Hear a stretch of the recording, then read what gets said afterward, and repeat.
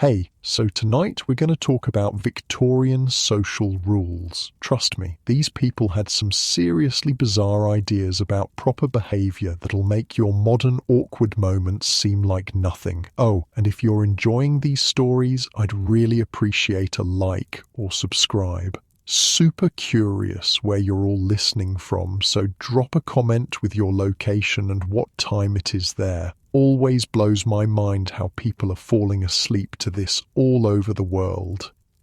All right, let's head back to Victorian England. Trust me, it's going to be quite a ride. So congratulations, you just woke up in London sometime around 1850. Your eyes blink open to find yourself in a narrow iron bed frame, not the memory foam mattress you're used to. This one's stuffed with horsehair, slightly prickly, slightly lumpy. The room is chilly, really chilly. The coal fire that was burning when you fell asleep has died down to glowing embers, leaving just enough light to make out the shadows of furniture around you. A bulky wardrobe, a washstand with a ceramic basin, a dressing table with a small mirror. You hear the distant clatter of iron-rimmed carriage wheels on cobblestones outside. A dog barks somewhere down the street. The air smells of coal smoke. Always coal smoke in London. It seeps in through every crack, under every door, through every window frame. Mixed with it is the faint scent of bergamot oil from the perfume bottle on your dressing table. That sharp, citrusy smell that everyone's wearing these days. The sheets around you are cotton, not particularly soft, but clean at least. Your nightgown is flannel buttoned right up to your chin. God forbid anyone should see your neck or wrists while you're sleeping. That would be scandalous. On the table beside your bed sits a small bell. You reach for it and give it a ring. Almost immediately you hear footsteps on the stairs. Your maid, Mary, appears at the door, already fully dressed despite the early hour. "Good morning, miss," she says with a small curtsy. "Shall I draw the curtains?" Without waiting for your answer, she crosses to the window and pulls back heavy velvet drapes, letting in weak grey London daylight. The glass is smeared with soot from the countless chimneys belching smoke into the air. "What would you like to wear today, miss?" Mary asks, moving to the wardrobe and opening it to reveal an array of dresses, each more elaborate than the last. And here's where your crash course in Victorian social rules begins, because what you wear, how you speak, how you walk, who you talk to, when you talk to them, and basically everything else you do today will be governed by the most complex social code humans have ever created. The Victorians were basically playing life on expert mode. One wrong move and boom, social disgrace. "You have a morning call with Mrs. Hartley at 11, Mary reminds you as she selects a day dress in a deep blue, and then tea with your cousin Emily at 4. These morning calls are your first lesson in Victorian social rules. Despite the name, they never happen in the morning.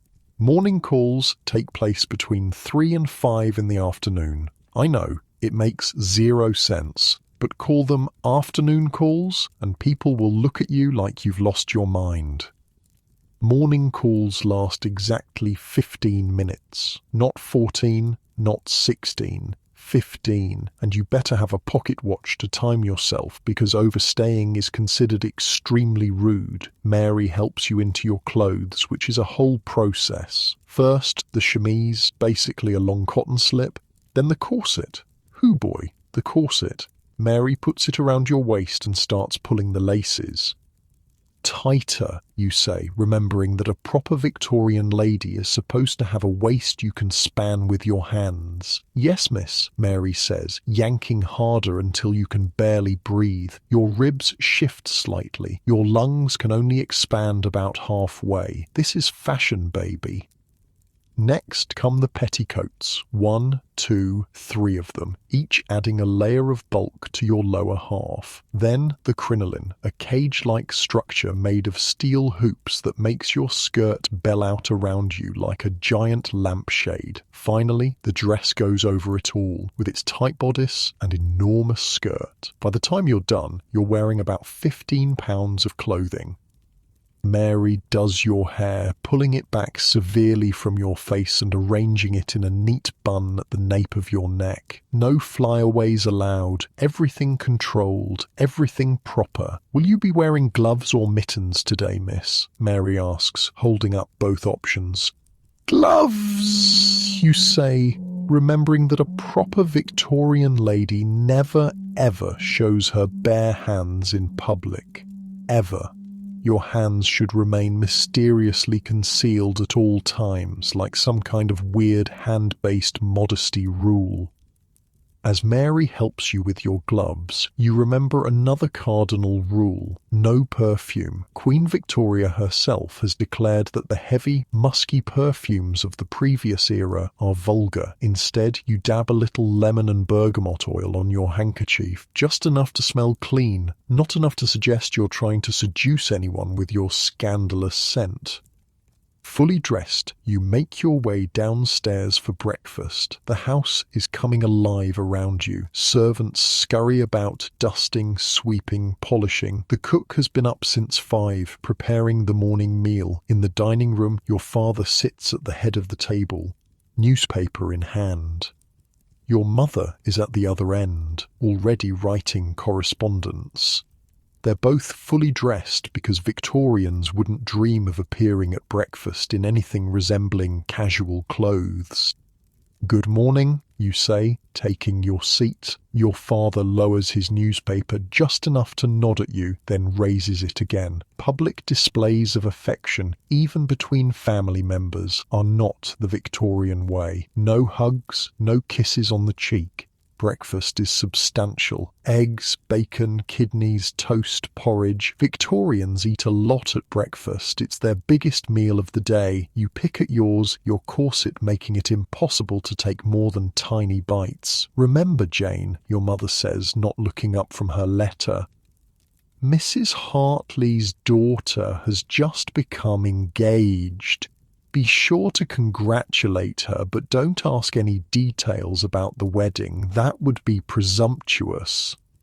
You nod, making a mental note. This is typical of the invisible rulebook that governs Victorian society. You must acknowledge important life events, but never appear too interested in them. Curiosity is vulgar. After breakfast, you have a few hours before your morning call. You decide to work on your needlepoint, a suitably feminine pursuit. Idle hands are the devil's workshop, after all, and a proper Victorian lady is never idle.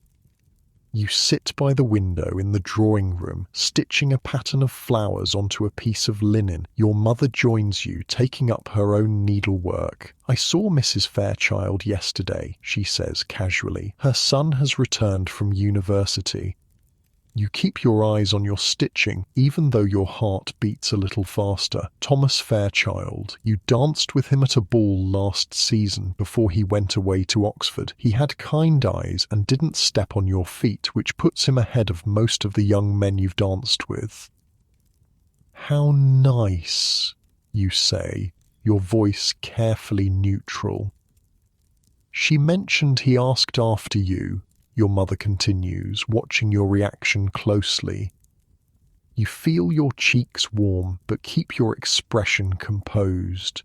Did he? That's very civil of him. Your mother smiles slightly, satisfied with your restrained response. Showing too much interest in a young man would be improper. The game of Victorian courtship is all about pretending you're not playing it.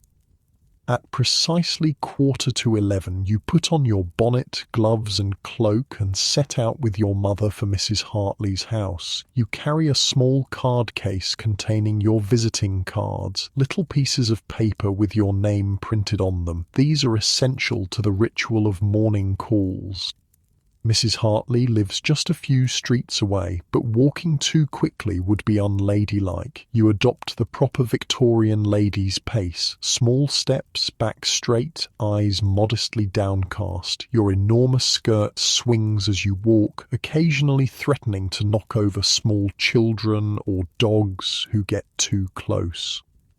People pass you on the street. Men tip their hats. You acknowledge them with the slightest nod, never making eye contact with strangers. A gentleman would never speak to a lady he hasn't been formally introduced to, and a lady would certainly never speak to a strange gentleman. You arrive at Mrs. Hartley's at precisely 11 o'clock. Punctuality is crucial. Being early is as bad as being late. Both suggest you don't have enough engagements to fill your day, which would be embarrassing. The butler answers the door. You hand him your visiting cards, one from you and one from your mother. He takes them on a small silver tray and shows you into the drawing room, where Mrs. Hartley and her daughter Charlotte are waiting. Everyone curtsies. No one hugs or kisses cheeks. Physical contact is kept to an absolute minimum. "How kind of you to call," Mrs. Hartley says, gesturing for you to sit down. You arrange yourself carefully on a small sofa, mindful of your enormous skirt. Sitting gracefully in a crinoline is an art form. You must perch right on the edge of your seat to accommodate the steel cage around your lower half. "We were so pleased to hear your happy news," your mother says to Charlotte, who blushes appropriately. "Thank you," Charlotte murmurs, eyes downcast. "Mr. Edwards is very kind." And that's it. That's all the information you're going to get about Charlotte's engagement. Not what her fiancé is like, not when the wedding will be, not how they met or whether she loves him. Those questions would be prying, and Victorians do not pry. The conversation moves on to safe topics: the weather, cloudy but not raining, recent sermons at church, uplifting but not too long, and a musical performance you all attended, accomplished but not showy. Everything is described in the most moderate terms possible. Strong opinions are for the lower classes. After exactly 15 minutes, your mother gives an almost imperceptible nod. That's your cue. You both stand up. "It was so lovely to see you," Mrs. Hartley says, also standing. More curtsies, more pleasantries, then you're back out on the street, morning call successfully completed. "That went well," your mother says as you walk home. "Charlotte looked well, didn't she?" "Very well," you agree. In Victorian conversation, well is the highest praise one can give. Back at home, you have a light luncheon, then spend the afternoon reading an improving book. Nothing too exciting or romantic, of course. Novels that stir the emotions are considered potentially dangerous for young ladies. At 4 o'clock, you have tea with your cousin Emily, who comes to your house. The ritual is similar to the morning call, but slightly less formal since Emily is family. You still maintain perfect posture, still speak in measured tones about appropriate subjects, still avoid anything that might be considered gossip. After Emily leaves, you have a few hours before dinner. You practice the piano for exactly 1 hour, enough to maintain your skills without suggesting that you harbour inappropriate ambitions of becoming a professional musician. Dinner is at 7, a relatively informal family meal since you're not entertaining guests. Still, you change into a different dress, slightly fancier than your day dress, but not as elaborate as an evening gown. Victorians change clothes multiple times a day, each outfit precisely calibrated to the specific social context. At the dinner table, conversation is polite but not particularly personal. Your father discusses business matters with your brother. Your mother mentions charity work she's involved with. You listen attentively, occasionally offering a gentle opinion when directly addressed. After dinner, you all retire to the drawing room. Your brother and father might have brandy and cigars in the study, but ladies don't drink anything stronger than sherry, and they certainly don't smoke. Instead, you play the piano for the family or work on your needlepoint some more. By 10 o'clock, everyone is ready for bed. Another day of Victorian propriety successfully navigated. As Mary helps you undress, removing the layers one by one, you finally feel like you can breathe again when the corset comes off. "Will you need anything else, miss?" Mary asks as she helps you into your nightgown. "No, thank you, Mary," you say, settling into bed with a small sigh of relief. She curtsies and leaves, taking the oil lamp with her. The room falls into darkness except for the faint glow from the banked fire in the grate. You lie there, thinking about the day, all those rules, all that restraint. It's exhausting, but there's also something almost comforting about knowing exactly what's expected of you at every moment.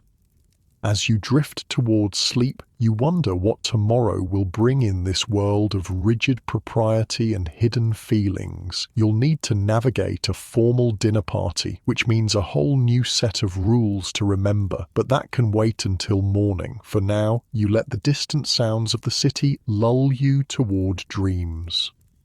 Your last thought before sleep takes you is of Thomas Fairchild and his kind eyes. In this world where so much is restrained and controlled, even the smallest connection feels significant. You wonder if you'll see him soon, and what complicated dance of social rules you'll have to perform if you do.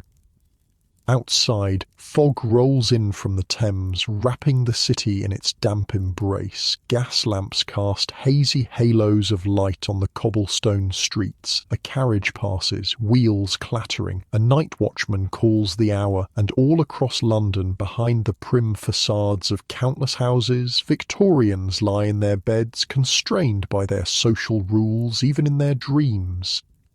Morning arrives with the sound of Mary drawing back your curtains again. The pale winter sun barely penetrates the ever-present London fog. Another day of Victorian propriety awaits you. "Good morning, miss," Mary says, placing a cup of hot chocolate on your bedside table. "It's going to be a busy day."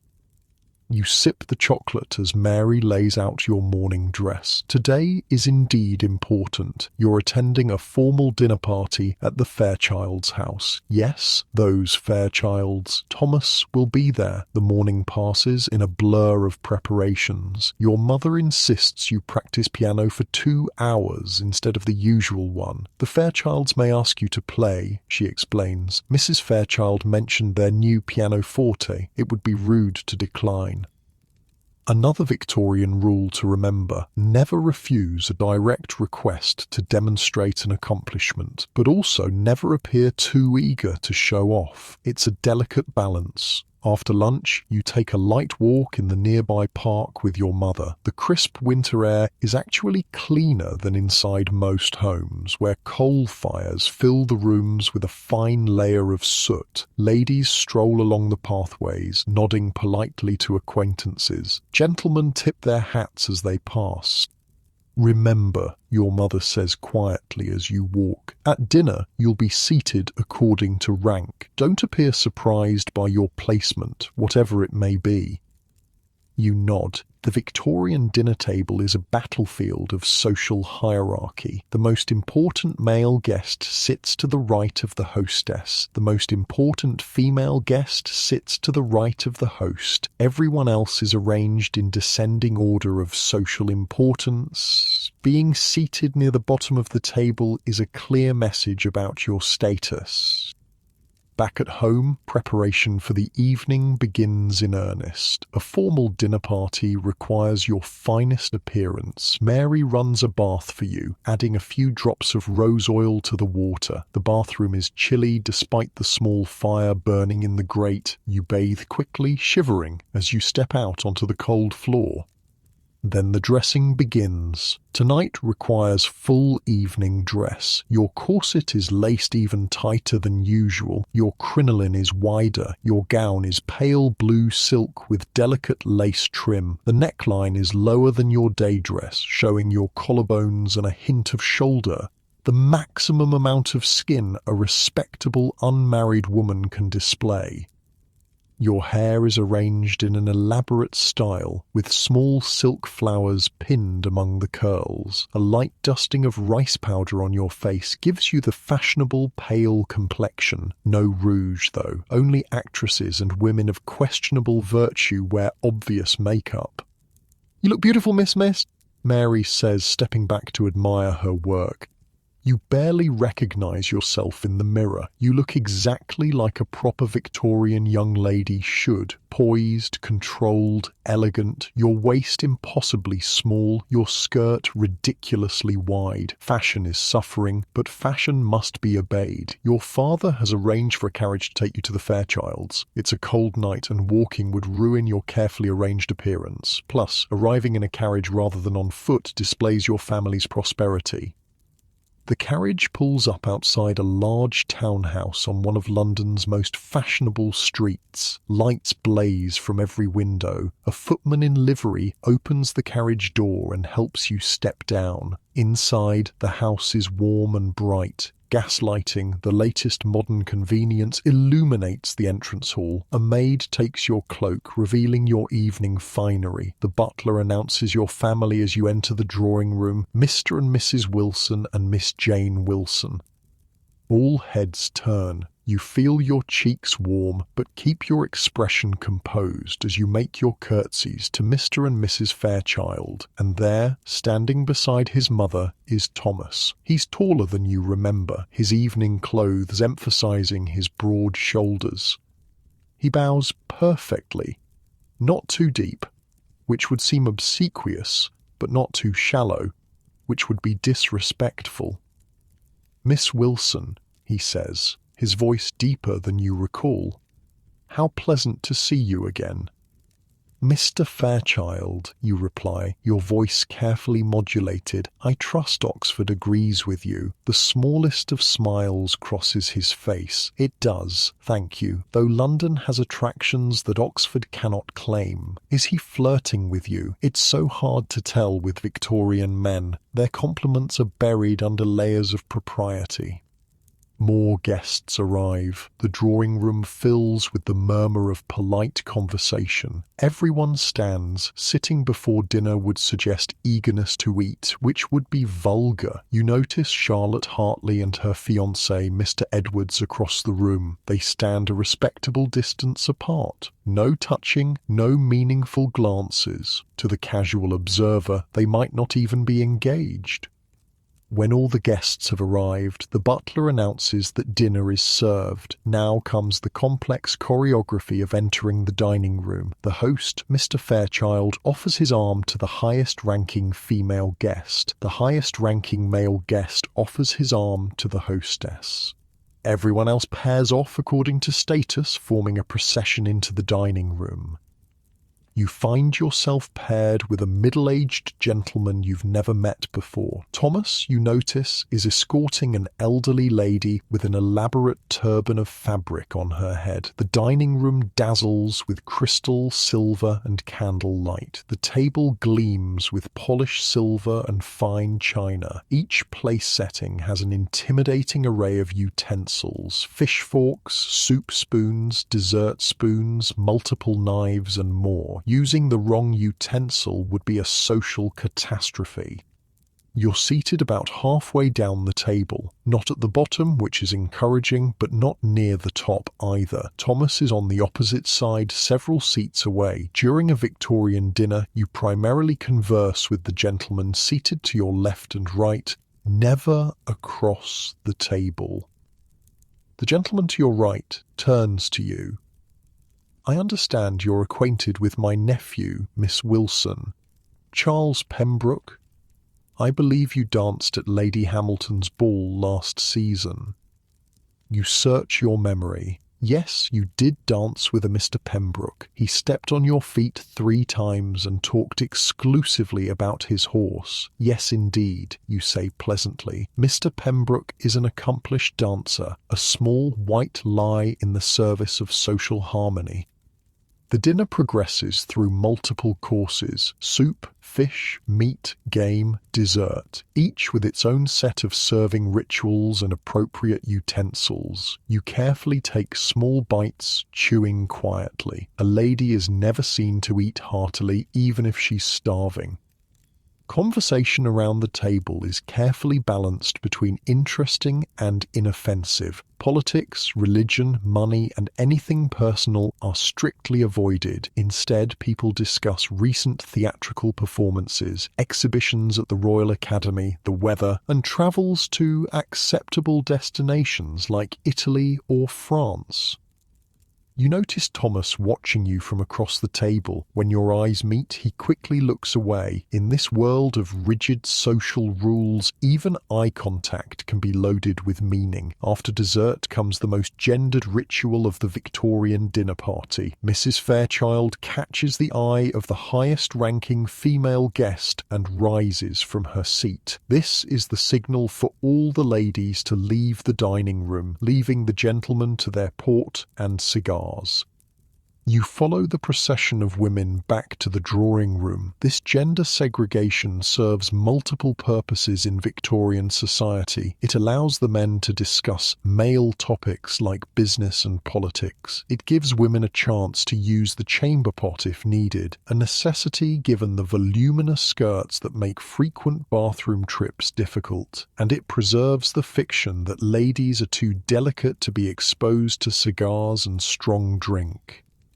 In the drawing room, the women arrange themselves in conversational groups. Mrs. Fairchild ensures that Charlotte and her fiancé's mother are seated together, a sign of approval for the upcoming marriage. "Will you play for us, Miss Wilson?" Mrs. Fairchild asks, gesturing to the pianoforte in the corner. Here it is, the dreaded request. You can't refuse, but you also can't appear too eager. "If you wish it, Mrs. Fairchild," you say modestly, "though I'm sure there are more accomplished musicians present." "Nonsense," Mrs. Fairchild says. "We've all heard of your talent." You move to the piano, arranging your enormous skirt as best you can on the small bench. You play a piece by Mozart, technically challenging enough to show skill, but not so flamboyant as to seem showy. You keep your posture perfect, your face composed in a slight smile. No grimacing or swaying with the music. That would be considered overly emotional. When you finish, the ladies applaud politely. You acknowledge their approval with a modest nod, then return to your seat. Your hands are trembling slightly, but no one notices. A proper Victorian lady never shows nervousness. About half an hour after the ladies left the dining room, the gentlemen join them. The smell of cigars clings to their clothes. Some have high colour in their cheeks from the port. The older men settle into chairs, while the younger ones circulate among the ladies.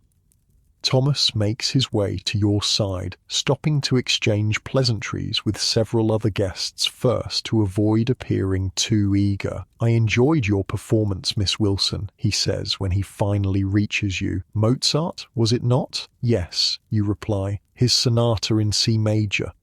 "You play with great feeling," he says, then adds quickly, "but appropriate restraint, of course."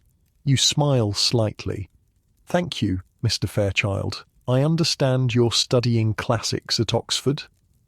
And so begins the Victorian version of flirtation, a carefully controlled conversation about impersonal topics with real meaning hidden between the lines. You discuss books, nothing too romantic, music, nothing too passionate, and art, nothing too avant-garde. All the while, you're assessing each other. Is he intelligent? Is she well-read? Would our temperaments suit? You notice Mrs. Fairchild watching you both with a satisfied expression. Mothers are the primary architects of Victorian matches. No doubt she invited your family tonight specifically to throw you and Thomas together. After what seems like only a few minutes, but is actually nearly half an hour, Thomas reluctantly excuses himself. "I should speak with Miss Hartley and offer my congratulations on her engagement," he says. "Of course," you reply, hiding your disappointment. "It was pleasant conversing with you, Mr. Fairchild." He bows slightly. "The pleasure was mine, Miss Wilson." As he walks away, your mother appears at your side. "He seems quite attentive," she murmurs. "Does he?" you say, pretending you hadn't noticed. Your mother isn't fooled. Don't appear too interested, Jane. Nothing scares away a potential suitor faster than an eager young lady. The evening continues with more music, some card games, and continuous circulation of guests around the room. Everyone is careful to speak to everyone else. No one stays in one conversation too long. The appearance of social harmony is paramount. At precisely 11 o'clock, the first guests begin to leave. This signals that it's acceptable for others to depart as well. The Victorians have strict rules even about when to end a party. Your father catches your mother's eye and she nods slightly. Time to go. You make your farewells to the hosts, thanking them properly for their hospitality. Thomas is nearby and bows to you one last time. "Until we meet again, Miss Wilson," he says softly. "Good evening, Mr. Fairchild," you reply, your voice giving away nothing of your inner thoughts. Outside, your carriage is waiting. As you settle into the seat, you finally allow yourself a small sigh of relief. The evening went well, no social missteps, and Thomas seemed genuinely interested in you. A successful evening, your father declares as the carriage pulls away. This is high praise from him. Indeed, your mother agrees. Mrs. Fairchild mentioned they're hosting a small musical evening next week. We're to receive an invitation. Your heart beats a little faster. Another opportunity to see Thomas. Back at home, Mary helps you undress, carefully hanging up your evening gown and putting away your jewellery. Your hair, so elaborately arranged, tumbles down your back as she removes the pins. "Did you enjoy yourself, miss?" Mary asks as she brushes out your hair. "It was a pleasant evening," you say, maintaining your composure even with your lady's maid. Servants observe everything and gossip among themselves. Any show of excitement about Thomas might reach his household through the servants' network. When Mary leaves, you sit at your dressing table for a moment, looking at your reflection. Behind your composed expression, your mind is racing. Did Thomas really seek you out specifically? What did his mother's watchful gaze mean? Will he call on you, or must you wait to meet again at the musical evening? Dating in the Victorian era is like playing chess while blindfolded. Every move matters, but half the time you don't even know you're making a move, and the stakes are high. Your entire future happiness depends on making a good match. You move to the window, pulling back the curtain slightly to look out at the foggy London night. Gas lamps create halos of light in the mist. A lone hansom cab clatters past on the cobblestones.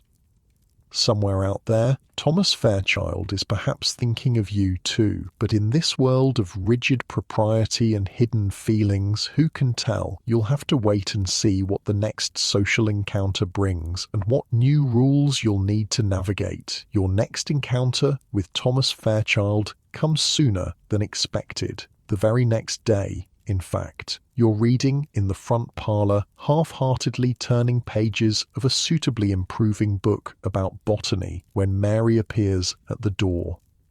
"Mr. Thomas Fairchild is here, miss," she announces. "He's asking if you and your mother are receiving visitors." Your heart jumps, but your face remains perfectly composed. "Please tell him we are, Mary, and inform my mother. A proper Victorian young lady is never, ever left alone with a gentleman caller. Your mother must be present for the entire visit. Even stepping out of the room for a minute would be scandalous."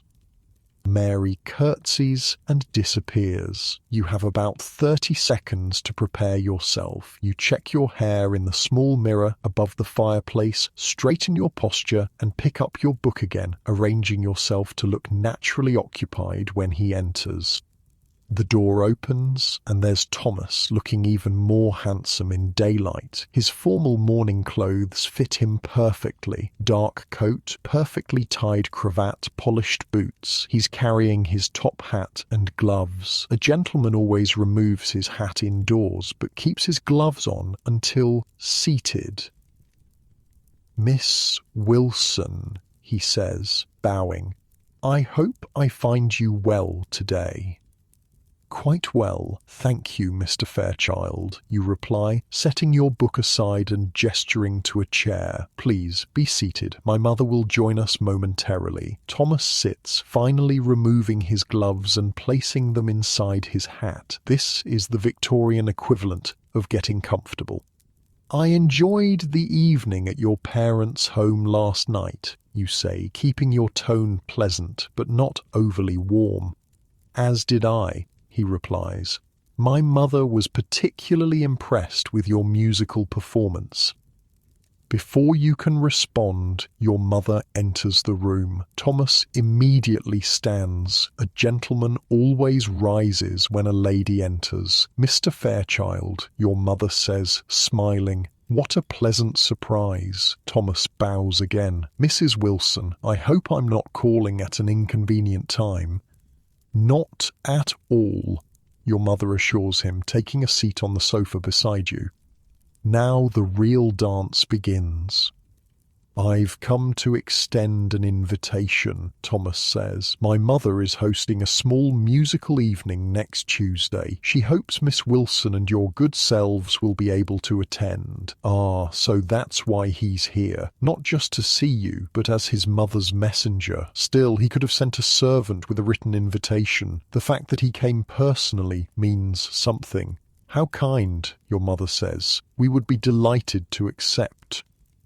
"Excellent," Thomas says, his eyes flickering to you. "My mother also mentioned she would be grateful if Miss Wilson might consider performing. Your rendition of Mozart last night was much admired." Now you understand completely. Mrs. Fairchild wants to show you off to her friends. You're being evaluated as a potential daughter-in-law.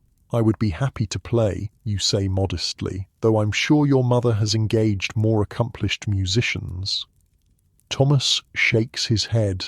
"None that I'm aware of. Your talent would be the highlight of the evening." Is he actually complimenting you directly? That's borderline scandalous in Victorian terms. Your mother smoothly steps in. "My daughter practices diligently, Mr. Fairchild. We're grateful for the opportunity to share the fruits of her hard work." The conversation continues with this kind of formal back and forth, weather, mutual acquaintances, upcoming social events. Thomas is careful to address most of his remarks to your mother, only occasionally looking at you directly. This is proper Victorian form. After exactly 15 minutes, the prescribed length for a morning call, Thomas stands. "I've taken enough of your time, Mrs. Wilson, Miss Wilson," he says. "I'll convey your acceptance to my mother. She'll be most pleased." Your mother rings for Mary, who appears to show Thomas out. He bows to both of you, his eyes lingering on you for just a moment longer than strictly necessary. When the door closes behind him, your mother turns to you with a satisfied expression. "Well," she says, "it seems the Fairchilds have taken an interest in you." You try to look only mildly pleased. "Mrs. Fairchild is very kind to include us in her musical evening." Your mother gives you a knowing look. "It wasn't Mrs. Fairchild who just called on us, was it?" Before you can respond, the bell rings again. Mary appears moments later. "Miss Charlotte Hartley and Mrs. Hartley, ma'am," she announces. "More visitors. The morning call circuit is in full swing." Charlotte enters with her mother, both dressed in the height of fashion. Charlotte looks radiant. Engagement agrees with her, apparently. After the usual pleasantries, Charlotte leans forward slightly, her eyes bright with excitement. "Have you heard about Mrs. Pembroke?" she asks in a low voice. Your mother raises an eyebrow. "What about her?" Mrs. Hartley clucks her tongue. "It's rather shocking. She was seen riding in the park with Mr. Foster, alone in his carriage." This is indeed scandalous news. Mrs. Pembroke is married. Mr. Foster is a bachelor known for his flirtatious nature, and being alone together in a carriage, that's practically announcing an affair to the world. "Perhaps there was a footman present," your mother suggests, always trying to think the best of people. Mrs. Hartley shakes her head. "Completely alone. My cousin's wife saw them with her own eyes." This is how reputations are destroyed in Victorian London. One indiscreet carriage ride, a few gossiping tongues, and a woman can become a social outcast. Men have more leeway. Mr. Foster might face some disapproving looks at his club, but nothing more. The double standard is alive and well in 1850. The conversation turns to Charlotte's wedding plans, which are progressing nicely. She'll be married in 3 months. Her trousseau is being prepared. The wedding breakfast will be at the Hartleys' home after the church ceremony. Watching Charlotte's genuine happiness, you feel a twinge of... not jealousy exactly, but anticipation. Will this be you soon, planning a wedding to Thomas Fairchild? Or is that reading too much into a simple social call? After the Hartleys leave, you have barely an hour before your next commitment, a charity committee meeting at the vicarage. Victorian ladies of means are expected to engage in good works, organising relief for the poor and sick. It's considered an appropriate outlet for feminine energy and compassion. The meeting is tedious but necessary. You and a dozen other women from good families discuss winter blankets for the poor, soup kitchens, and clothing donations. The vicar's wife takes notes and assigns tasks. You volunteer to collect used clothing from several households. It's a respectable activity that will allow you to make morning calls with a purpose. After the meeting, you walk home with 2 other young ladies who live nearby. The conversation turns, inevitably, to engagements and potential matches. "Did you hear that Thomas Fairchild is back from Oxford?" One of them, Emma Parker, asks casually, too casually. "Yes, I believe I heard that," you say, keeping your voice neutral despite the sudden tightness in your chest. Emma has always been interested in Thomas. "My mother says Mrs. Fairchild is hosting a musical evening next week," Emma continues. "We've been invited. Will you be attending?" "Yes, we received an invitation as well," you reply, not mentioning that Thomas delivered it personally. Emma's smile tightens slightly. "How lovely. Perhaps you'll play for us. You're so accomplished at the piano." Mrs. Fairchild did request a performance, you admit. Emma's other friend, Sarah, joins in. "Thomas always did appreciate music. I remember him turning pages for the pianist at the Johnsons' ball last season." The implication is clear. Both these young ladies consider Thomas Fairchild a potential match for themselves. The competition for eligible bachelors is fierce in Victorian London, especially one as handsome and well-positioned as Thomas.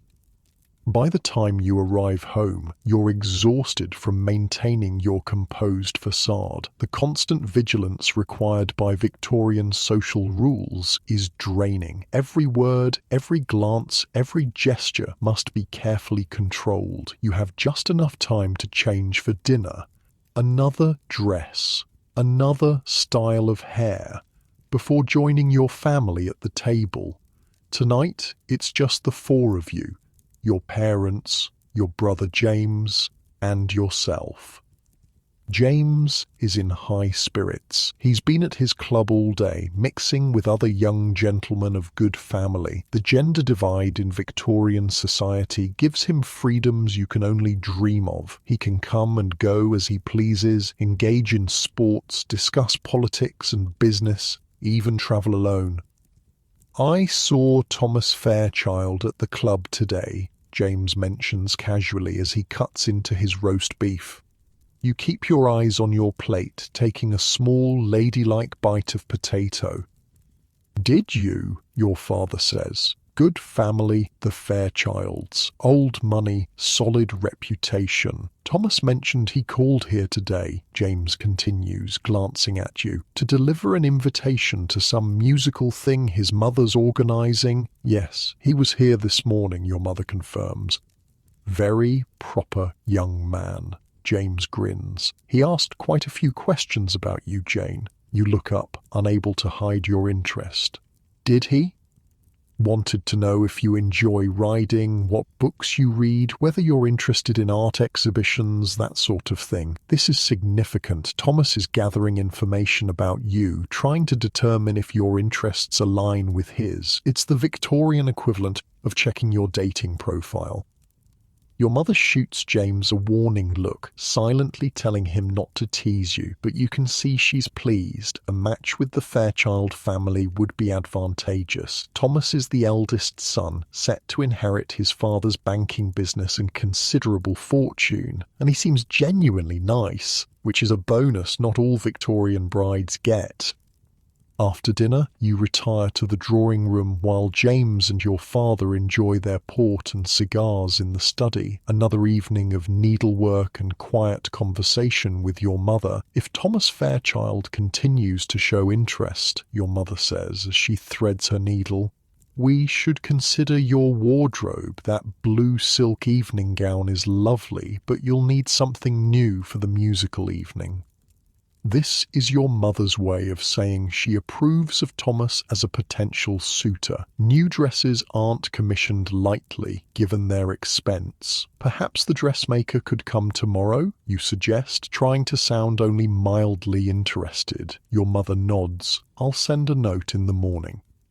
The next few days pass in a blur of preparations for the musical evening. The dressmaker creates a new gown in pale green silk that complements your eyes. You practice piano for hours each day, selecting a piece that's beautiful but not too showy. Mendelssohn's Song Without Words.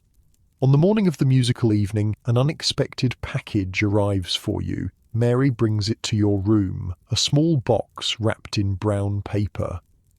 This just came for you, miss, she says, delivered by the Fairchild's footman. Your hands tremble slightly as you unwrap it. Inside is a small volume of poetry, Tennyson's latest collection. A small card accompanies it with a brief message in a strong masculine hand. Miss Wilson, I thought you might enjoy these verses. The one marked on page 43 reminded me of your playing. Respectfully, T. Fairchild.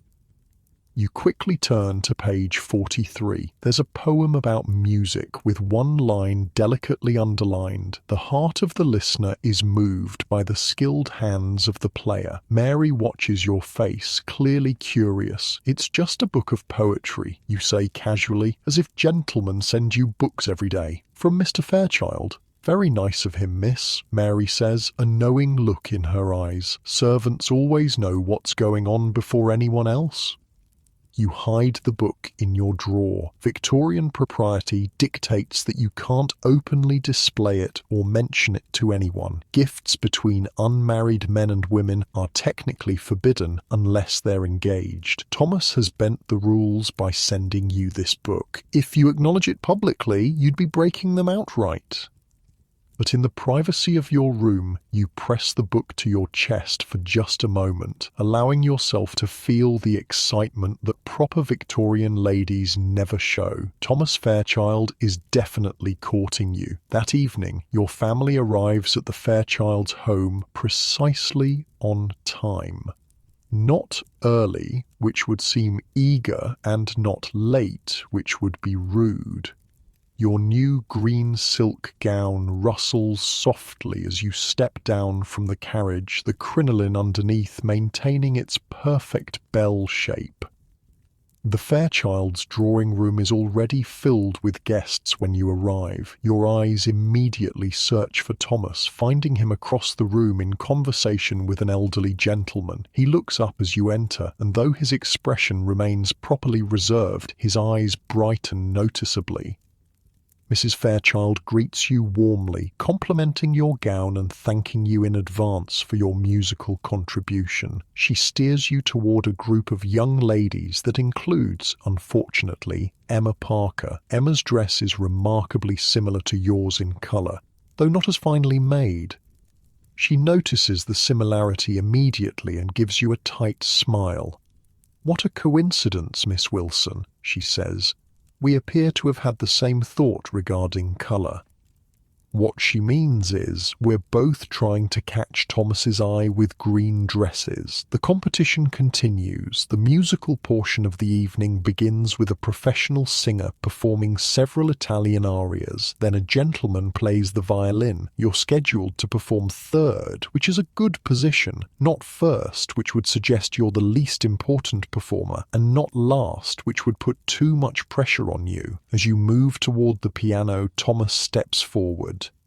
"May I turn pages for you, Miss Wilson?" he asks. This is significant. Page turning puts him right beside you at the piano, a position of intimacy rarely allowed between unmarried people. It's also public. Everyone will note his attention to you. "Thank you, Mr. Fairchild," you say, keeping your voice steady despite your racing heart. "That would be most helpful." You settle at the piano, arranging your enormous skirts as best you can. Thomas stands beside you, close enough that you can smell his cologne, sandalwood, and something citrusy. You place your music on the stand, though you've memorized the piece and don't really need it. The sheet music gives Thomas a reason to stand near you. Taking a deep breath, you begin to play. The Mendelssohn piece is lyrical and romantic without being overtly passionate, perfect for a proper Victorian performance. You're acutely aware of Thomas beside you, turning pages exactly when needed. Once his hand brushes yours accidentally and you feel the contact like an electric shock, though your playing never falters.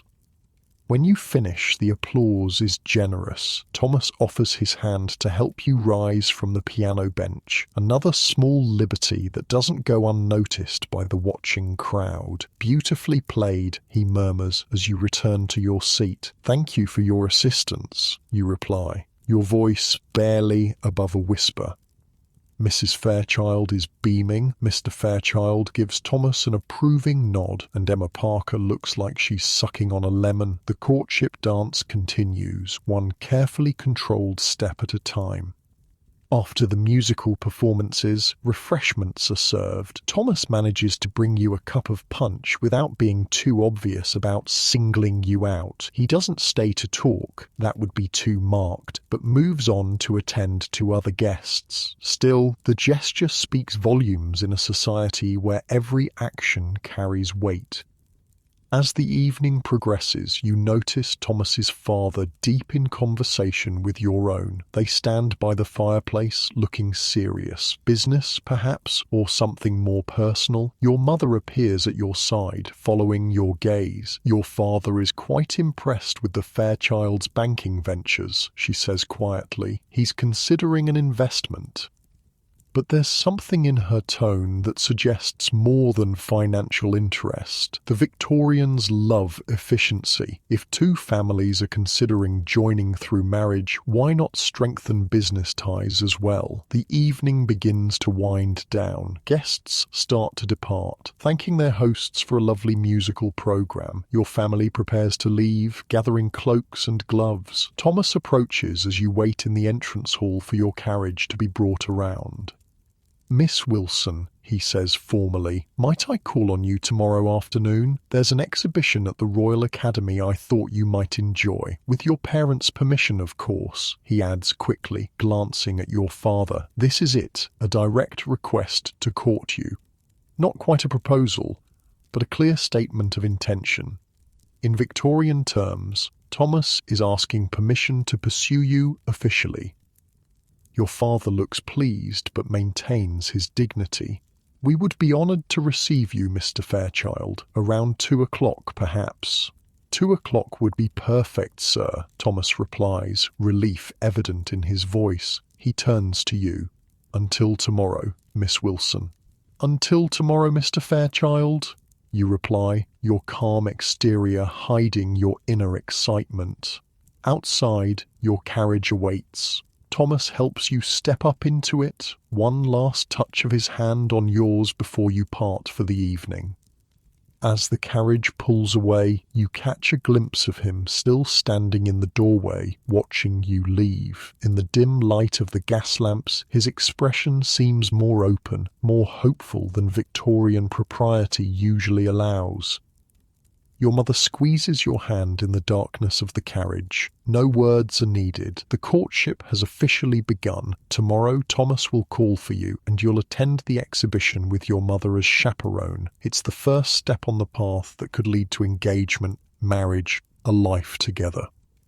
For now, though, you simply savour the memory of his hand on yours, his eyes meeting yours across the piano, the poetry book hidden in your drawer. In the restrictive world of Victorian society, these small moments are as thrilling as the most passionate declarations in other eras.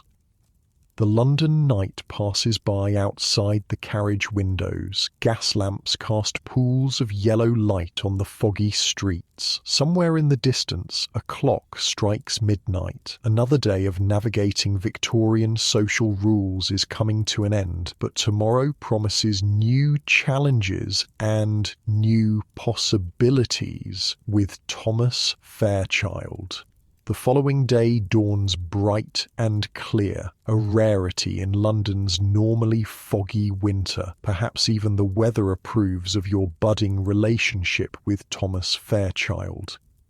You wake earlier than usual, too excited to sleep, despite knowing that proper Victorian ladies never show eagerness. Mary helps you dress in a walking outfit suitable for an art exhibition, a day dress in deep burgundy wool with a matching pelisse and bonnet. The outfit is fashionable, but not flashy. Appropriate for a young lady of good family being courted by a respectable gentleman. "You look lovely, miss," Mary says as she secures your bonnet with pins, "if you don't mind my saying so." "Thank you, Mary," you reply, examining your reflection. The burgundy colour brings a flattering warmth to your complexion. You hope Thomas will approve. Downstairs you find your mother already in the drawing room, dressed for her role as chaperone. A proper Victorian courtship requires constant supervision. You and Thomas will never be alone together until after you're married, if that's where this courtship leads.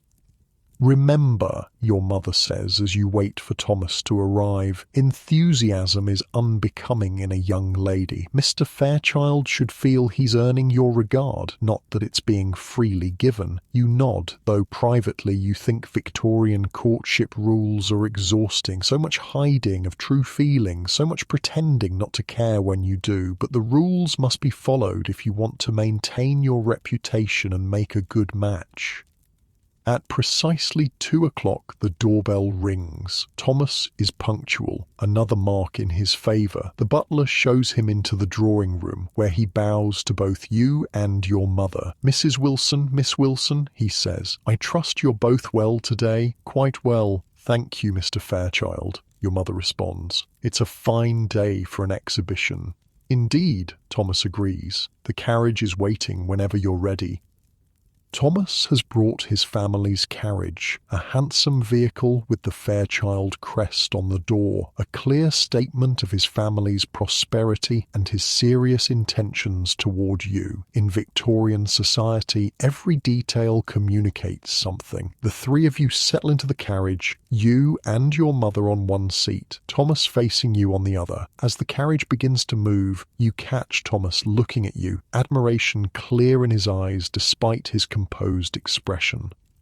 "That colour suits you very well, Miss Wilson," he says, then adds quickly, "As Mrs. Wilson's daughter, you've clearly inherited her excellent taste." The compliment is directed partly to your mother to avoid seeming too forward. Thomas knows the rules of the game. "You're very kind, Mr. Fairchild," you reply, lowering your eyes modestly. The carriage makes its way through London's busy streets toward the Royal Academy. Thomas points out interesting sights along the way, addressing his comments mainly to your mother with occasional glances at you, everything perfectly proper. At the exhibition, Thomas pays for your tickets, another statement of intention. You move through the galleries, admiring paintings of landscapes, portraits, and historical scenes. The exhibition is crowded with fashionable people, many of whom you recognize from various social events.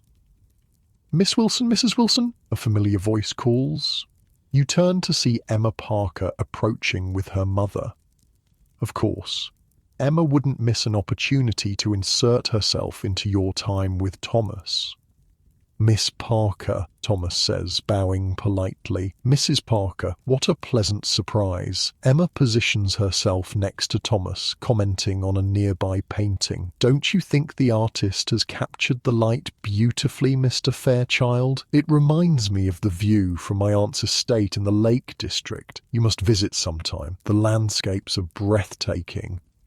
This is a bold move, essentially inviting Thomas to visit her family's connections. You maintain your composed expression, though internally you're rolling your eyes at her obviousness. Thomas handles the situation with perfect Victorian diplomacy. I'm sure the Lake District is lovely, Miss Parker. At present, however, I'm committed to business in London. Miss Wilson and I were just discussing this portrait. The technique is quite remarkable. He smoothly guides you and your mother away from Emma toward another gallery, leaving Emma looking slightly put out. Score 1 for Thomas's social skills.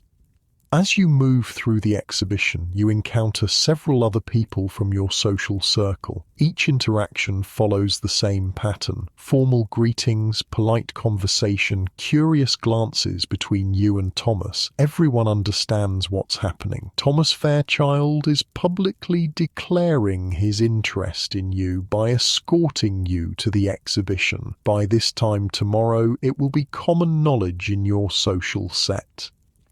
After an hour of viewing art and navigating social encounters, Thomas suggests refreshments. The Academy has a small tea room where visitors can rest and converse. He finds a table for the three of you, ordering tea and small cakes. I hope you're enjoying the exhibition, Miss Wilson, Thomas says as you wait for your tea. Very much, Mr. Fairchild, you reply. The new works by Mr. Turner are particularly impressive. I thought you might appreciate them, he says, a hint of genuine pleasure breaking through his proper facade. Your brother mentioned you enjoy painting yourself? Merely as an amateur, you say modestly. A proper Victorian lady might pursue artistic hobbies, but never with professional ambitions. I'd be interested to see your work sometime, Thomas says, then glances at your mother. With your permission, of course, Mrs. Wilson. Your mother nods approvingly. Jane has several watercolours in our drawing room. Perhaps you might view them on your next visit. This is significant. Your mother is explicitly inviting Thomas to call again. The courtship is progressing nicely. The tea arrives, temporarily pausing conversation. As you sip from your cup, you notice a gentleman at a nearby table watching your group with interest. He's middle-aged, expensively dressed, with a calculating expression. Something about him makes you uncomfortable. Thomas notices your slight frown. Is everything all right, Miss Wilson? You lower your voice. That gentleman seems to be watching us rather intently. Thomas glances casually in the direction you indicated, then his expression darkens slightly. Ah, Lord Barrington, don't concern yourself, Miss Wilson, but your mother has also noticed the man. Lord Barrington, she says quietly. I wasn't aware he had returned to London society. There's something in her tone that piques your curiosity. Do you know him, Mother? Your mother and Thomas exchange a look that suggests they both know something you don't. Lord Barrington has a certain reputation, your mother says delicately, particularly regarding young ladies. Thomas clears his throat. Perhaps we should continue our tour of the exhibition. There's an excellent collection of miniatures in the next gallery. As you stand to leave, Lord Barrington also rises and approaches your table. Thomas immediately steps slightly in front of you, a subtle but clear protective gesture.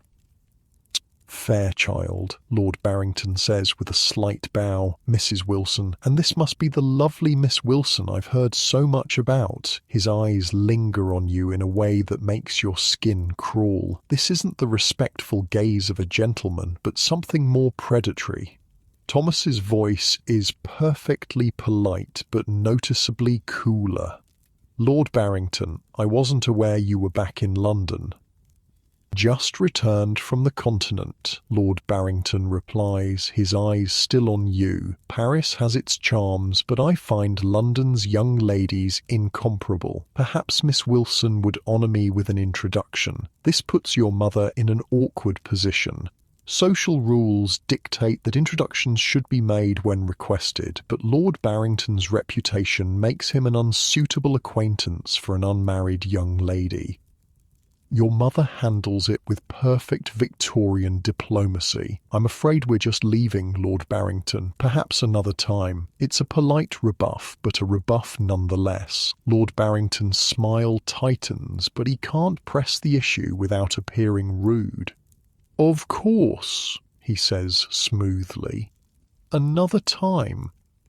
As you leave the tea room, Thomas places himself between you and Lord Barrington, his body language protective without being improper. Once you're safely in another gallery, he speaks in a low voice to your mother. "I apologise for that encounter, Mrs. Wilson. Had I known Lord Barrington would be present, I would have suggested a different outing." Your mother shakes her head. "You couldn't have known, Mr. Fairchild. I'm grateful for your quick thinking."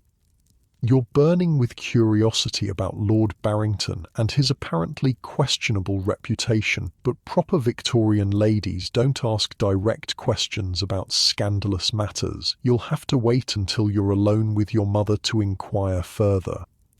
The rest of the exhibition passes without incident, though you notice Thomas is more attentive than before, staying close by your side as you move through the galleries. It's rather nice to be protected, even if the threat was merely social rather than physical. When it's time to leave, Thomas escorts you and your mother back to the carriage.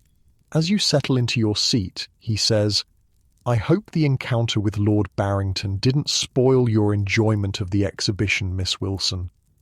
"Not at all, Mr. Fairchild," you assure him. "The art was far too impressive to be overshadowed by a brief social awkwardness." Thomas looks relieved. "I'm glad to hear it." He hesitates, then adds, "I should mention, Lord Barrington is not received in the best houses in London. His behaviour toward young ladies has been less than honourable."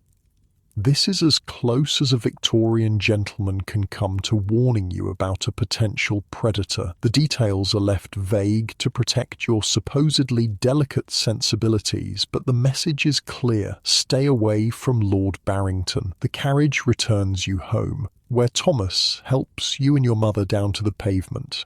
At your front door, he bows formally.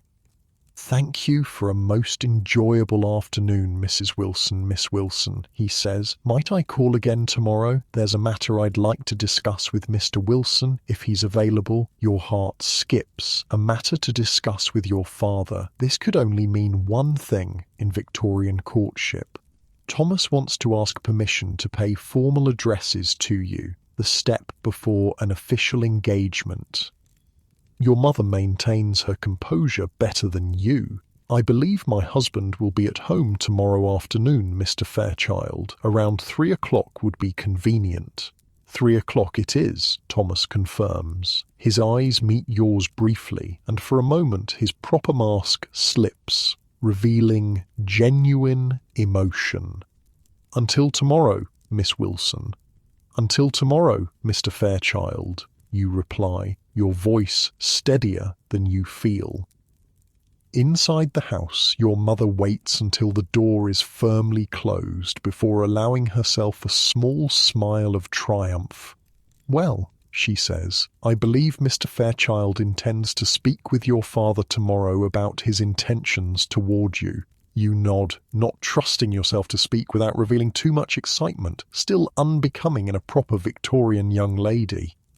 "If your father approves," your mother continues, "you may expect a formal proposal very soon. We should discuss your trousseau." A trousseau, the collection of clothing, linens and personal items a bride brings to her marriage, the Victorian version of a hope chest. Planning it means your mother considers your engagement a foregone conclusion. "Yes, mother," you say, still trying to appear appropriately composed. Your brother James arrives home just then, bringing a rush of cold air and masculine energy into the entry hall. "Jane!" he exclaims, seeing your flushed cheeks. "You look like you've received good news. Has Fairchild proposed already?" "James," your mother scolds, "such matters are not discussed so bluntly, but Mr. Fairchild did escort your sister and me to the Royal Academy today, and he will be calling tomorrow to speak with your father." James grins. Well, congratulations, little sister. Fairchild's a good man. Bit serious, perhaps, but solid character. Coming from your brother, this is high praise indeed. He hasn't proposed yet, you remind them both, though your heart is singing at the prospect. "Mere formality," James says, removing his gloves. "The whole town knows he's sweet on you. Oh, and speaking of town gossip, did you hear about Lord Barrington's return? Caused quite a stir at the club." Your mother's expression tightens. "We encountered him at the exhibition. Most unfortunate." James looks alarmed. "You met Barrington? Did he speak to Jane?" "Mr. Fairchild handled the situation admirably," your mother assures him. "But perhaps you could enlighten your sister about Lord Barrington's reputation. In appropriate terms, of course." James nods, understanding. Once your mother has left to speak with the housekeeper about dinner, he turns to you. "Lord Barrington is what we gentlemen call a rake," he says bluntly. "He pursues young ladies with dishonourable intentions. There was quite a scandal last season involving the Matthews girl. Nothing proven, but her reputation was ruined. She's been sent to relatives in Scotland." This is shockingly direct information by Victorian standards. Brothers sometimes took it upon themselves to warn their sisters about dangerous men, bypassing the usual conversational restrictions. "I see," you say quietly. "Thank you for telling me." "Just stay away from him," James advises, "though I doubt you'll have to worry much longer. Once you're engaged to Fairchild, Barrington won't dare approach you. The prospect of being engaged to Thomas sends another thrill through you. Less than a month ago, you were simply a young lady in London society. Now you're on the verge of a proposal from one of the most eligible bachelors in town. The rest of the day passes in a haze of anticipation. You go through the motions of your usual activities, piano practice, needlework, dinner with the family, but your mind keeps returning to tomorrow and what it might bring. That night, as Mary helps you prepare for bed, she notices your distraction. "Exciting day, miss?" she asks, brushing out your hair. "Just an exhibition at the Royal Academy," you say, maintaining the pretense that nothing unusual is happening. Mary smiles knowingly. "Of course, miss, and will Mr. Fairchild be calling again soon?" "Tomorrow afternoon," you admit. "He wishes to speak with my father." Mary's eyes widen. "Oh, miss, that's wonderful news." "He hasn't proposed yet," you remind her, though you can't help smiling. "It's only a matter of time," Mary assures you, setting down the brush. "The whole household knows he's sweet on you. Cook says she'll make your favourite cake for tea tomorrow to celebrate." It seems everyone is anticipating a proposal. Everyone except you, who as a proper Victorian young lady must pretend to be surprised and overwhelmed when it finally happens. As you settle into bed, your mind is too full for sleep. Tomorrow, Thomas will speak to your father. If your father approves, and you have no reason to think he won't, Thomas will then be permitted to propose to you formally. You'll accept after an appropriate show of surprise and consideration, and then you'll be engaged. An engagement in Victorian times is a serious matter. Unlike modern casual engagements, broken engagements in the Victorian era can damage reputations, particularly the woman's. Once you accept Thomas's proposal, you're essentially committed unless something truly scandalous comes to light.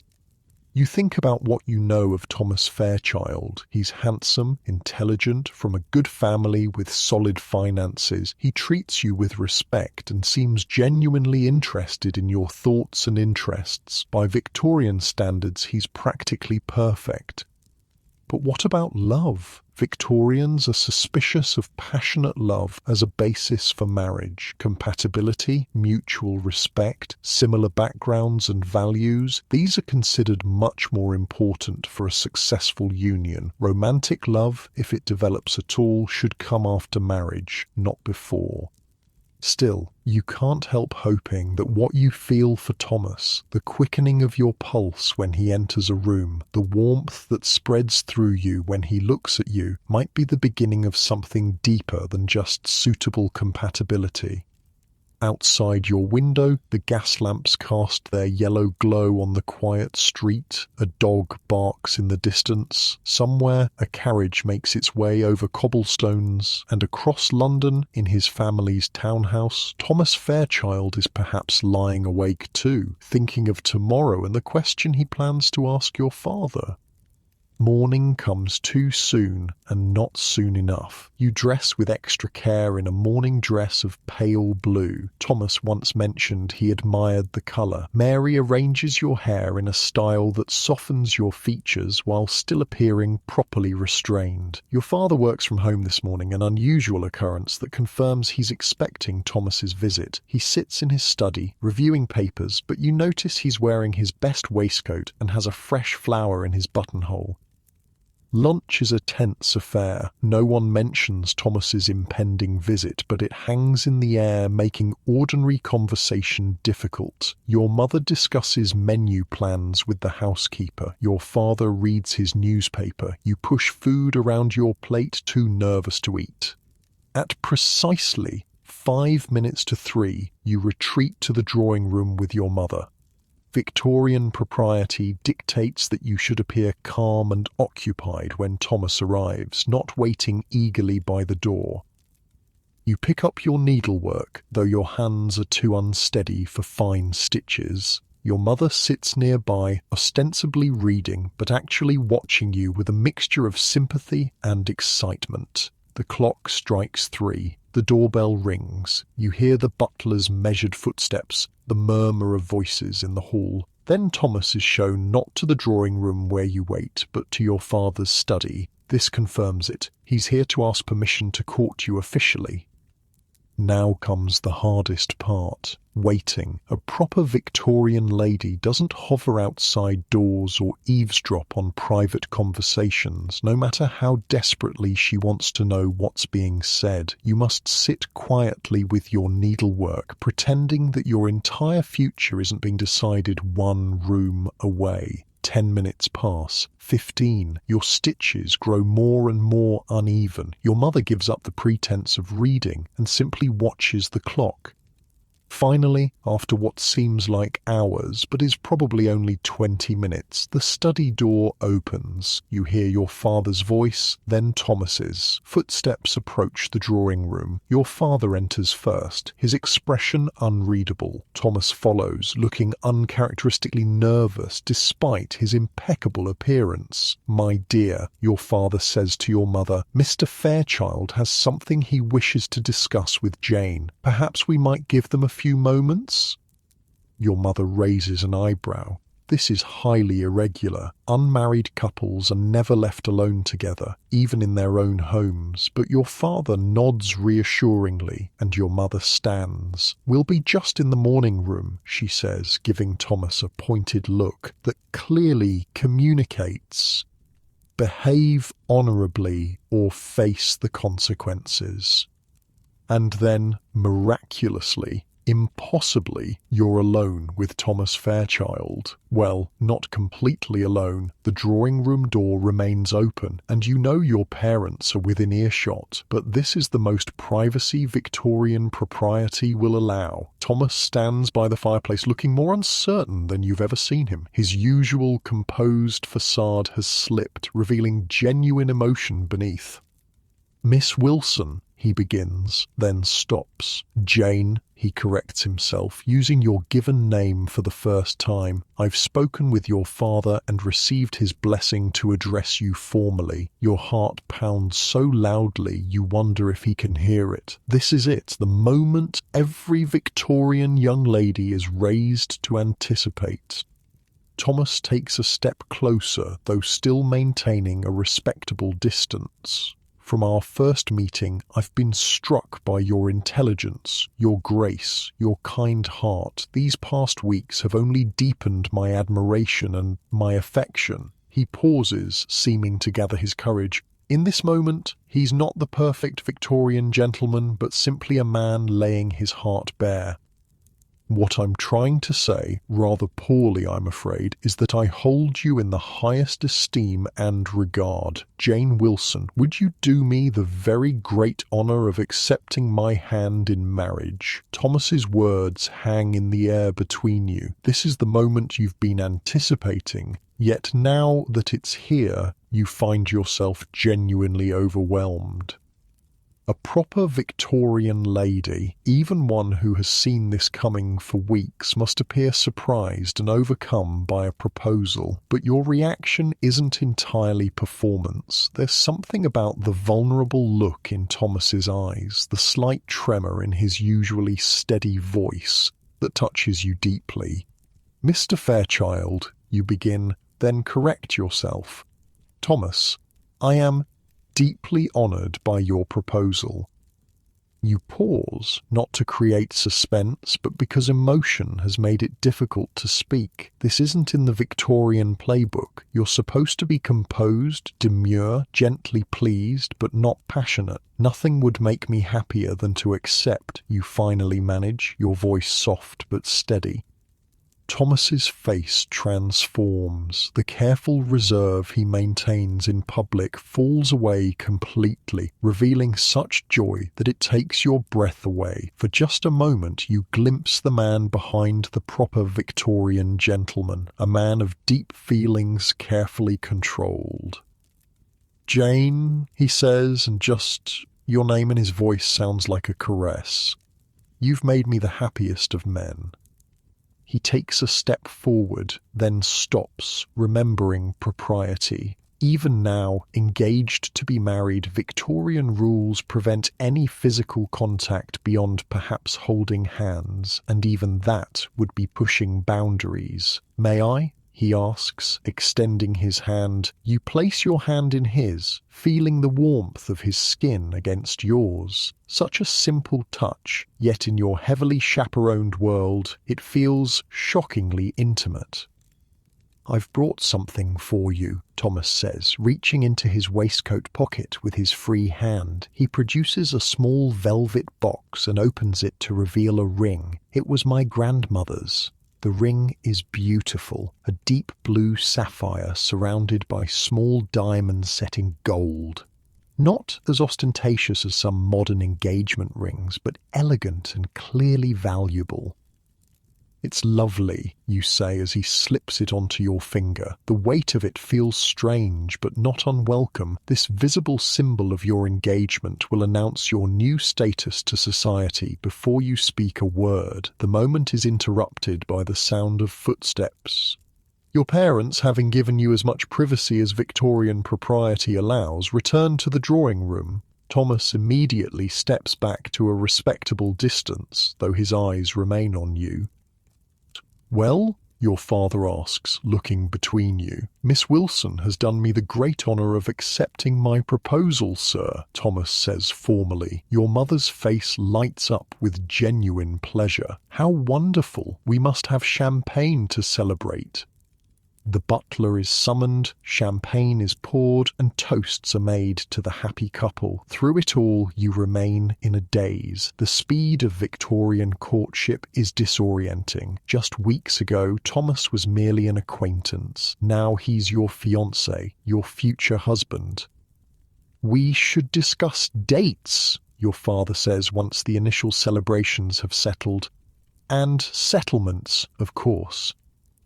Ah, yes, the practical side of Victorian marriage. Romance is all well and good, but marriage is also a financial arrangement. Your father and Thomas will negotiate your marriage settlement, essentially a contract specifying what money and property you bring to the marriage and what will happen to it afterward.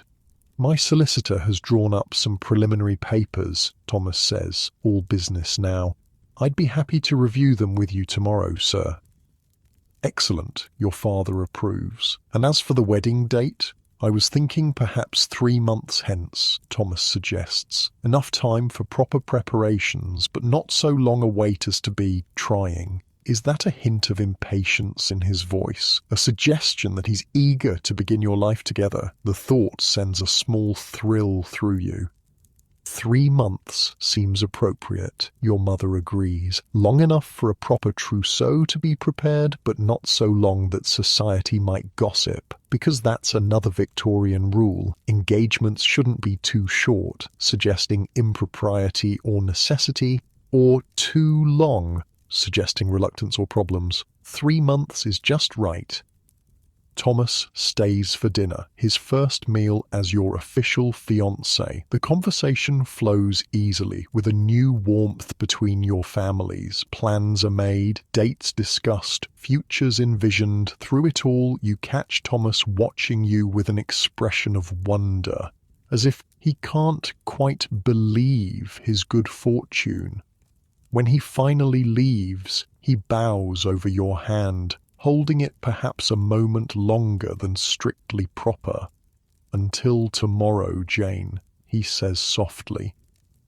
"Until tomorrow, Thomas," you reply, enjoying the newness of his given name on your lips. The next 3 months pass in a whirlwind of preparations. Your engagement is announced in the newspapers. Congratulatory calls and cards pour in. Your mother and Mrs. Fairchild meet frequently to plan the wedding breakfast and coordinate other details. Your days fill with fittings for your trousseau, the extensive wardrobe a bride brings to her marriage, morning dresses, afternoon dresses, evening gowns, walking outfits, riding habits, nightgowns, dressing gowns, undergarments, gloves, bonnets, shoes, shawls. Everything a well-dressed Victorian wife might need for at least the first year of marriage. Then there's your wedding dress, the most important gown of your life. Pure white, of course, as Queen Victoria made white wedding dresses fashionable when she married Prince Albert. Yards of silk and lace, with a train long enough to impress, but not so long as to be ostentatious. A veil of delicate Brussels lace. White satin slippers. Every detail perfect. Your hope chest fills with linens, bed-sheets, tablecloths, napkins, handkerchiefs. Many of them you've embroidered yourself over the years, preparing for this moment even before you knew who your husband would be. Between preparations, you see Thomas regularly but never alone. Victorian propriety means that even engaged couples are chaperoned. You take walks in the park with your mother following discreetly behind. You attend dinner parties and balls together, but always in public view.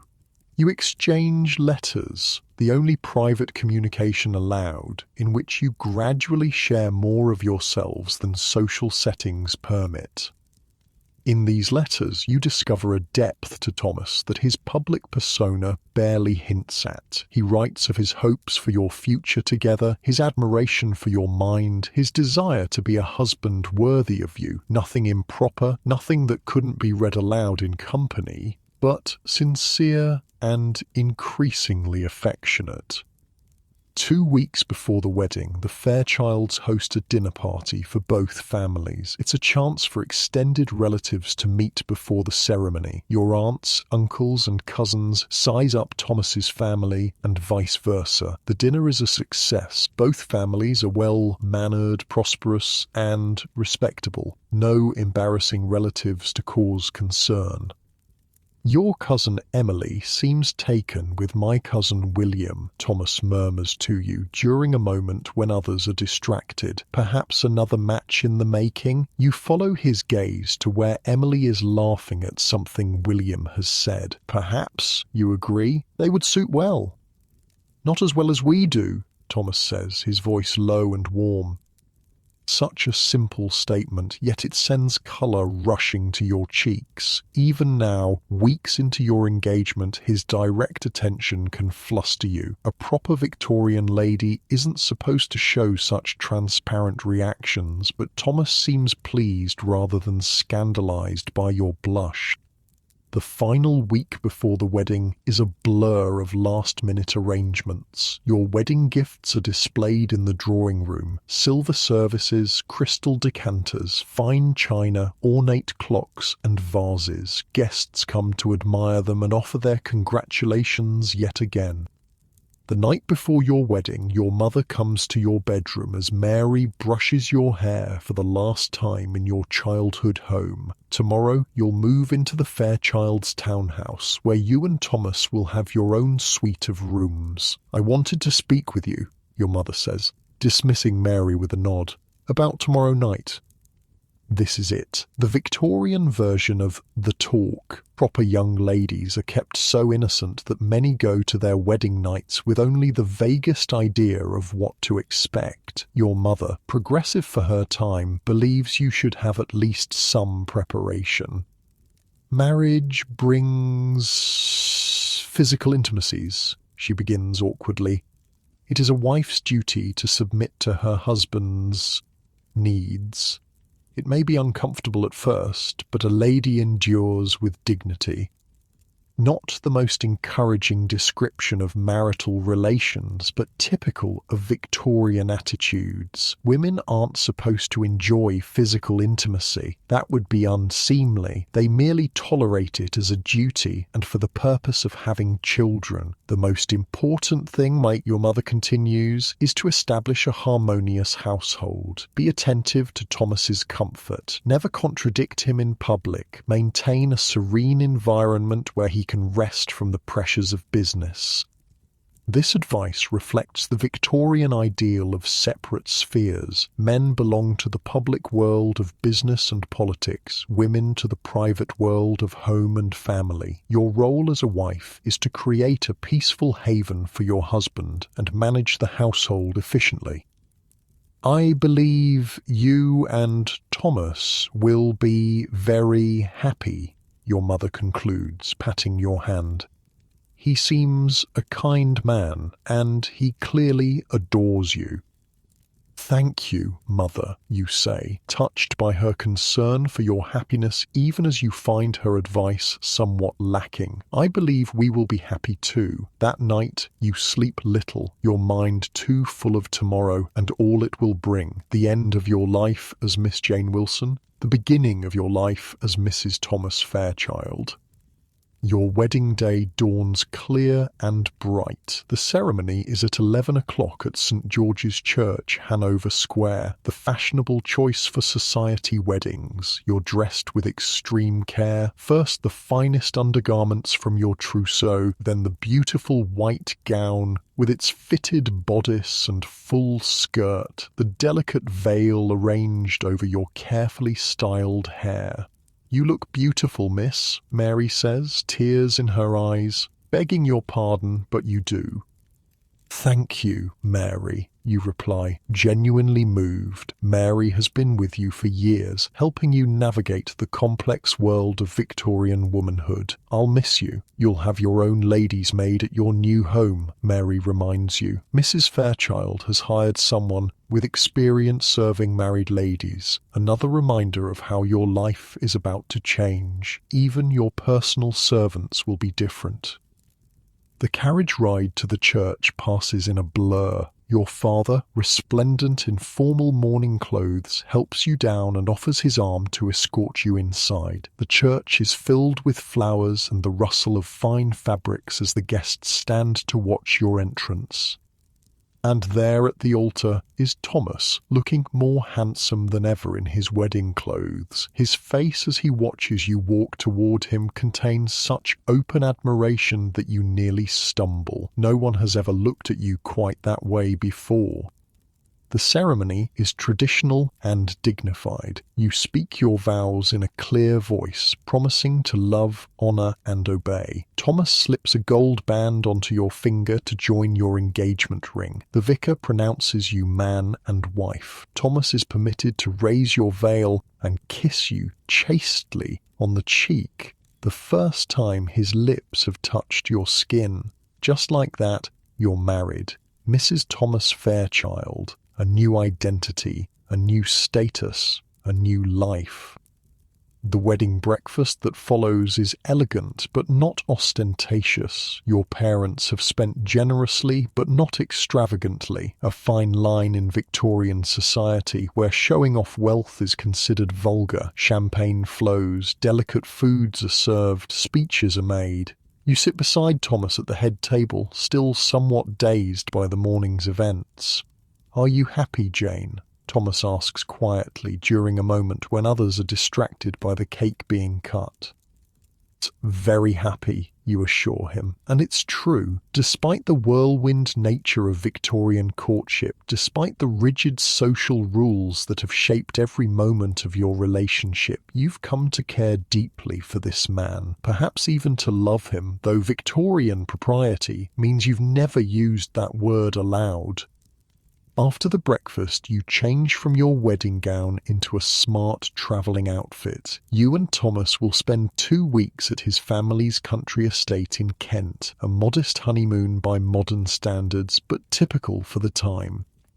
The goodbyes are emotional but restrained. Excessive displays of feeling would be inappropriate. Your mother hugs you briefly. Your father shakes Thomas's hand and kisses your cheek. And then you're in the carriage, husband and wife, finally alone together for the first time. Thomas takes your hand, his thumb gently caressing your palm. "Well, Mrs. Fairchild," he says, his voice warm with affection, "shall we begin our adventure?" You smile, a genuine smile without the restraint Victorian society usually demands. "Yes," you say simply, "let's." The carriage pulls away, taking you toward your new life. Behind you, wedding guests throw rice and flower petals for luck and fertility. Ahead lies the unknown territory of marriage, its challenges, its joys, its intimate discoveries. Victorian society has rigid rules for wives, just as it does for unmarried ladies. You'll be expected to run your household efficiently, oversee servants, receive and make social calls, engage in appropriate charitable work, and eventually, God willing, become a mother. Your world will still be constrained by proprieties and expectations.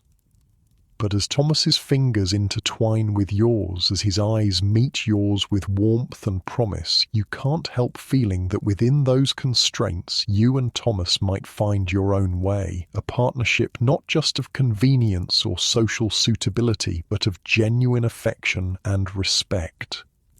The carriage rolls through London streets toward the Kent Road. Thomas points out sights along the way, his voice animated in a way you've rarely heard in public. You respond with observations of your own, delighting in this new freedom to converse without chaperones monitoring every word. By the time you reach the countryside, dusk is falling. The rolling hills of Kent are bathed in golden light, the hedgerows casting long shadows across the fields. It's peaceful after the bustle of London, the air fresh and sweet with the scent of spring flowers. "Almost home," Thomas says, as the carriage turns onto a tree-lined drive. "Well, one of our homes. We'll divide our time between London and here, if that suits you." "It suits me very well," you assure him, touched that he seeks your opinion. Many Victorian husbands simply inform their wives of decisions rather than consulting them. The house comes into view. Not a grand mansion, but a handsome country house of warm red brick with white-trimmed windows. Lights glow welcomingly in the gathering dusk. Servants stand ready at the entrance to greet the new master and mistress. As the carriage stops, Thomas squeezes your hand gently. "Welcome home, Jane." And despite all the rules and restrictions of Victorian society, despite the whirlwind courtship and the uncertainties that lie ahead, you feel a sense of rightness. This is where you belong. With this man, in this life, you'll build together. The butler opens the carriage door. Thomas steps down first, then turns to help you descend. His hands at your waist are strong and sure as he lifts you down. For a moment you stand close together in the golden evening light, no longer bound by the strict chaperoning rules of courtship. "Shall we?" Thomas asks, offering his arm. You place your hand on his arm, feeling the solid warmth of him beneath the fine wool of his coat. "Yes," you say. "Let's go home." Together, you climb the steps toward your new life, leaving behind the constraints of unmarried Victorian womanhood and stepping into the different but no less complex world of Victorian marriage. There will be new rules to learn, new expectations to meet, but you'll face them together, finding your own happiness within the structures society has built around you. As night falls gently over the Kent countryside, as stars appear one by one in the deepening blue of the sky, you and Thomas cross the threshold of your new home. The future stretches before you, unknown but full of promise, and with that, close your eyes and drift off to sleep, letting the echoes of Victorian London fade into dreams.